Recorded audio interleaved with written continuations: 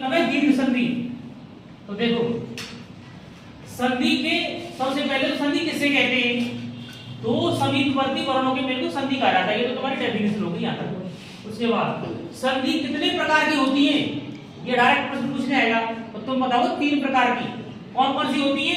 एक तो स्वर संधि, व्यंजन संधि और विसर्ग संधि। फिर इनके बाद एक एक पढ़ेंगे हम। तो पहले हम सबसे पहले क्या पढ़ेंगे? स्वर संधि। क्या पढ़ेंगे? स्वर संधि। तो तुम बताओ कि स्वर संधि के 5 भेद होते हैं। तो तुम बता कौन कौन से होते हैं? सबसे पहले दीर्घ संधि, उसके बाद गुण संधि, उसके बाद वृद्धि संधि, उसके बाद यण संधि, उसके बाद अयात संधि। तो सबसे पहले क्या पढ़ेंगे हम? दीर्घ संधि। तो समझ लो। तो दीर्घ संधि का मतलब ये होता है, दीर्घ संधि में क्या क्या आते हैं? एक तो बड़ा आ आएगा स्वर वाले, ठीक है, बड़ी ई आएगी और बड़ा ऊ आएगा। अब देखो ये टूट जाते हैं। कैसे टूटते हैं? जैसे संधि विच्छेद में कोई छोटा आ आया प्लस छोटा आ गया, बड़ा क्या बन जाएगा? बड़ा आ। पहले छोटा आ गया, फिर बाद में बड़ा आ गया, फिर क्या बन जाएगा? बड़ा आ बन जाएगा। पहले बड़ा आ गया, फिर बाद में छोटा आ गया, तो फिर क्या बन जाएगा? बड़ा आ बन जाएगा।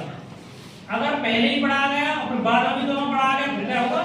फिर भी बड़ा आ बनेगा।